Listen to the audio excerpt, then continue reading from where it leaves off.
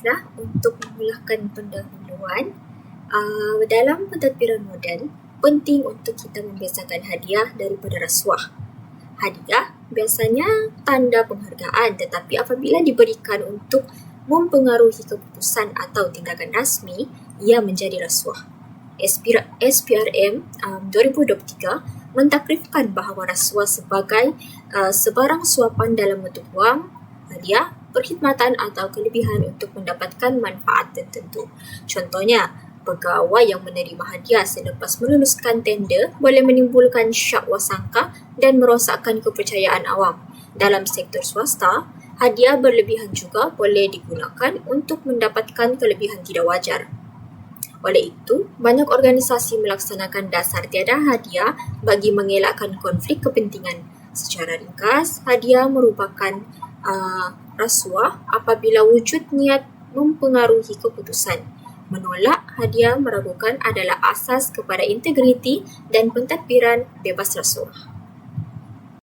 Yang pertama, hadiah menjejaskan objektiviti dan nilai integriti dalam pelaksanaan tugas. Contoh situasi, pegawai kerajaan atau pegawai di agensi antarabangsa seperti UNICEF menerima hadiah daripada pihak ketiga yang mempunyai kepentingan tertentu, ataupun hadiah diberi sebagai ucapan terima kasih tetapi sebenarnya boleh mempengaruhi keputusan penerima, atau penerima hadiah boleh dianggap mempunyai pilih kasih atau memihak kepada pemberi semasa membuat keputusan. Cara untuk menangani masalah ini dengan menolak hadiah dalam apa-apa bentuk yang boleh menjejaskan integriti walaupun hadiah itu kecil. Menjaga profesionalisme, maruah dan integriti dengan memastikan keputusan dibuat tanpa pengaruh luar. Mengurus budaya pemberian supaya ia tidak berubah menjadi alat rasuah atau konflik kepentingan. Kesannya, menjejaskan objektiviti kerana hadiah boleh mempengaruhi pertimbangan dan keputusan penerima. Menggugat nilai integriti sebab penerima dilihat mempunyai kecenderungan peribadi dan tidak bertindak secara telus. Konflik kepentingan muncul antara tugasan profesional dan kepentingan peribadi penerima hadiah. Seterusnya, hadiah mengaburi kejujuran melalui manipulasi emosi dan hubungan peribadi. Contoh situasi, sebuah syarikat yang ingin memenangi tender memberi cenderahati dan hidangan percuma kepada pegawai penilaian projek. Lama-kelamaan, pegawai itu rasa terhutang budi dan sukar membuat keputusan secara objektif. Selain itu, di sesebuah agensi awam, pemberian hadiah sudah menjadi amalan biasa. Pegawai yang menolak hadiah dianggap tidak mesra menyebabkan tekanan sosial untuk menerima walaupun ia bercanggah dengan etika. Cara menangani masalah ini ialah tetapkan peraturan etika yang jelas tentang larangan menerima hadiah, beri latihan dan kesedaran tentang integriti serta rasuah emosi, sediakan saluran laporan yang selamat dan hadkan interaksi peribadi dengan vendor atau pemberi hadiah. Kesannya, integriti dan kejujuran pegawai terjejas, terbentuknya rasuah emosi yang mempengaruhi keputusan, dan objektiviti dalam menilai projek atau tugas hilang. Isi seterusnya, hadiah bertukar menjadi suapan untuk mendapat bayaran istimewa. Dalam konteks umum, hadiah biasanya diberikan sebagai tanda terima kasih dengan niat yang ikhlas dan jujur. Tetapi, pada masa kini, hadiah yang dianggap suatu kebaikan sering disalah tafsir dan disalahgunakan untuk mendapatkan layanan istimewa dan akhirnya boleh menjadi topeng kepada perbuatan rasuah. Bagi contoh situasi, kita boleh lihat apabila kontraktor memberi hadiah istimewa kepada pegawai pemilihan projek yang bertujuan adalah untuk mempengaruhi keputusan agar projek mereka dipilih dan diluluskan. Walaupun hadiah tersebut dianggap bentuk penghargaan, namun sebaliknya ia membawa maksud tersirat. Akibatnya, integriti akan terjejas, nama baik organisasi akan tercemar, dan masyarakat mula mempunyai persepsi negatif terhadap pegawai yang terlibat. Untuk kes sebenar yang berlaku menurut Buletin TV3, terdapat pegawai yang didakwa menerima wang tunai yang amat tinggi bagi projek pembinaan Rumah Mesra Sabah Maju Jaya. Insiden ini membuka mata masyarakat bahawa hadiah bukan sahaja dalam bentuk wang, tetapi juga melalui budaya mesra atau tawaran kecil yang memberi keuntungan segera. Situasi ini menyebabkan masyarakat hilang kepercayaan kepada pihak berkuasa. Selain itu, kesan kepada negara juga sangat besar. Projek awam yang sepatutnya memberi manfaat boleh menjadi tidak berkualiti dan berbahaya kepada masyarakat kerana tidak mematuhi standard keselamatan. Infrastruktur seperti jalan raya rosak dan keretakan bangunan yang tidak selamat dan akhirnya akan mengancam keselamatan rakyat. Negara juga terpaksa menanggung kerugian apabila dana awam disalahgunakan. Dari sudut impak jangka panjang, rasuah melalui hadiah ini terbukti boleh merosotkan produktiviti, menjejaskan peluang pekerjaan dan meningkatkan ketidakadilan. Masyarakat hilang kepercayaan terhadap pentadbiran kerajaan. Negara pula berisiko kehilangan sumber, pembaziran kewangan dan kurang pelabur asing kerana reputasi yang buruk. Oleh itu, terdapat beberapa cadangan penyelesaian dalam memerangi rasuah. Pertama, pendidikan integriti perlu diterapkan sejak awal di bangku sekolah lagi. Selain itu, Suruhanjaya Pencegahan Rasuah Malaysia (SPRM) juga harus memperketatkan pengawasan dan garis panduan dalam pemberian hadiah. Selain itu, sistem pelaporan, latihan integriti dan hukuman tegas mesti dilaksanakan oleh majikan supaya semua pihak berwaspada. Sebagai kesimpulan, pemberian hadiah yang mempunyai niat tersirat bukan sahaja merosakkan institusi, malah mengancam keselamatan dan pembangunan negara. Integriti, ketulusan dan tanggungjawab adalah kunci untuk membanteras gejala ini. Salam sejahtera kepada Dr. Saiful Azri. Nama saya Angelani Pavania Sunidin dengan nombor matriks BF 25110-189. Ingin membentangkan isi saya iaitu hadiah membawa niat tidak ikhlas sebagai transaksi terselindung dalam tajuk kami iaitu bagaimana hadiah boleh berubah menjadi rasuah. Hadiah pada umumnya diberikan kepada seseorang dengan niat yang ikhlas dan jujur sebagai tanda penghargaan, sebagai ganjaran atas sesuatu kejayaan maupun sebagai kenang-kenangan. Dan hadiah tersebut boleh diberikan dalam bentuk fizikal seperti wang, barang, perkhidmatan, jawatan, dan bonus. Hadiah boleh bertukar maksud apabila hadiah tersebut diberikan kepada seseorang dengan niat untuk menutupi perbuatan jenayah atau perbuatan tidak baik kepada si pemberi hadiah. Di sinilah rasuah boleh berlaku apabila seseorang yang berurusan dengan aset atau wang tunai dengan mengesyaki bahawa sumber dana asal diperolehi daripada kegiatan jenayah iaitu seperti pengubahan wang haram yang bermaksud proses mencuci wang kotor dengan tujuan untuk menyembunyikan sumber dana tersebut daripada jangkauan pendakwa maupun mahkamah yang terlibat.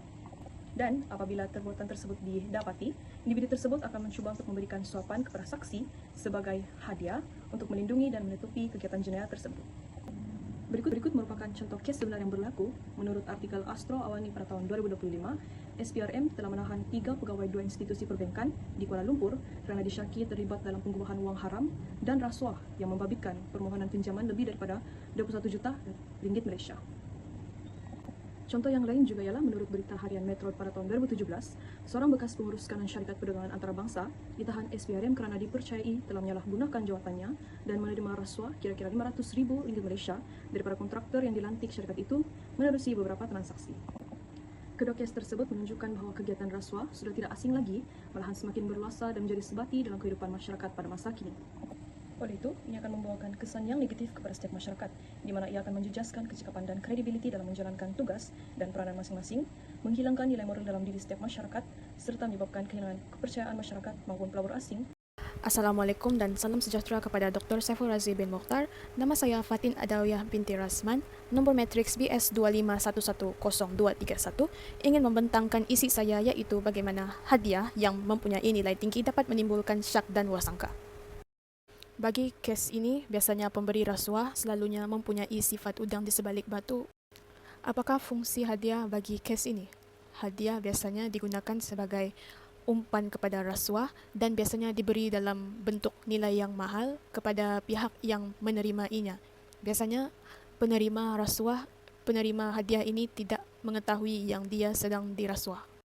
Hadiah dari segi perundangan juga diklarifikasikan sebagai suapan. Seperti yang kita tahu, suapan adalah definisi kepada rasuah. Seterusnya, bagaimana syak dan wasangka ini boleh berlaku?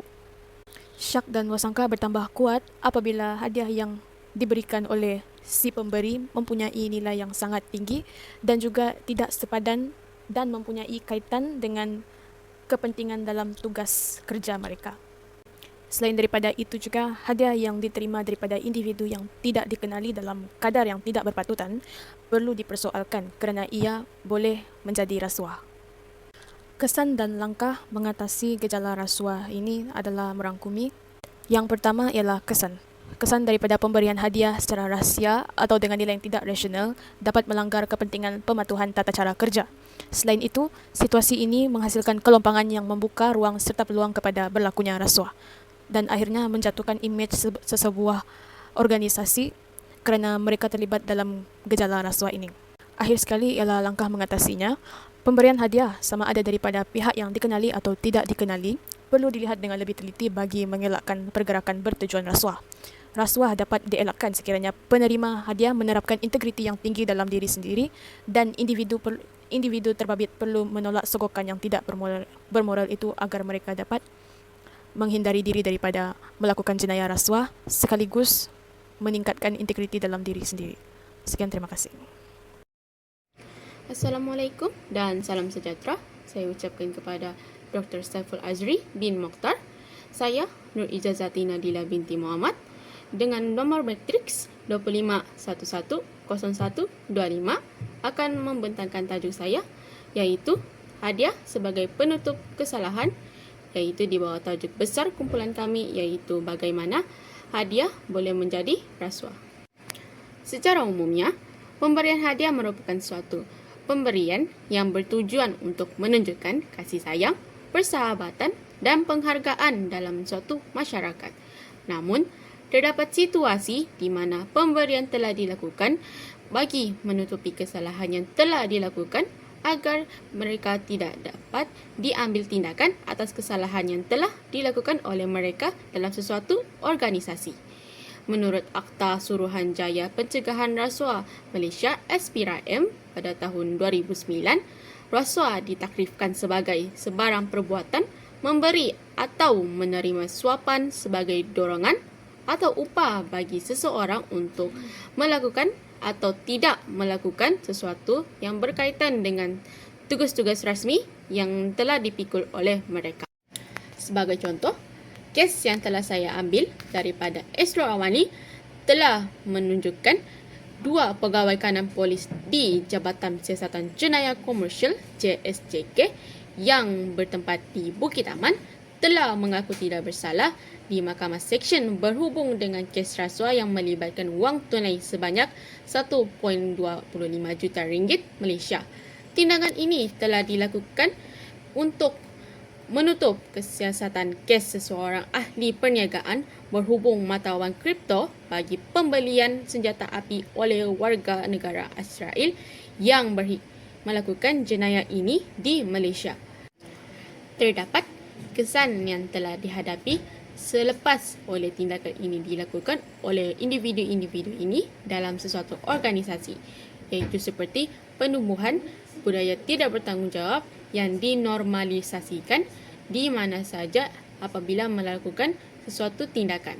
Seterusnya, individu-individu dalam sesuatu organisasi akan menormalisasikan rasuah yang akan melemahkan sistem nilai dalam sesuatu masyarakat, yang seterusnya akan menggalakkan ketidakadilan, ketirisan sumber dan keruntuhan moral dalam sesuatu organisasi. Oleh itu, tindakan atau perbuatan rasuah ini yang ditutup oleh hadiah adalah tidak patut untuk dilakukan oleh mana-mana individu. Itu saja. Sekian dan terima kasih. Seterusnya, kesimpulan pertama yang dapat kita lihat di sini adalah secara keseluruhannya penting untuk memahami perbezaan antara hadiah sebagai tanda penghargaan dan amalan tidak beretika seperti rasuah. Walaupun hadiah sering dianggap simbol persahabatan, ia boleh menjadi salah apabila bertujuan mempengaruhi keputusan. Menurut garis panduan pihak berkuasa, apa-apa imbuhan yang diberi untuk memperoleh kelebihan dalam urusan rasmi adalah melanggar etika dan undang-undang. Kesimpulan yang kedua, dalam persekitaran kerja yang menuntut ketulusan, penerimaan hadiah tanpa pertimbangan boleh menimbulkan syak wasangka dan menjejaskan reputasi organisasi. Oleh itu, dasar yang menghadkan pemberian hadiah penting untuk mengelakkan konflik kepentingan. Dan akhir sekali, setiap individu perlu memastikan tindakan mereka tidak dipengaruhi ganjaran yang mencurigakan. Dengan memegang nilai moral dan menolak imbuhan tidak wajar, barulah terbit urus bersih, beretika dan dipercayai dapat dicapai.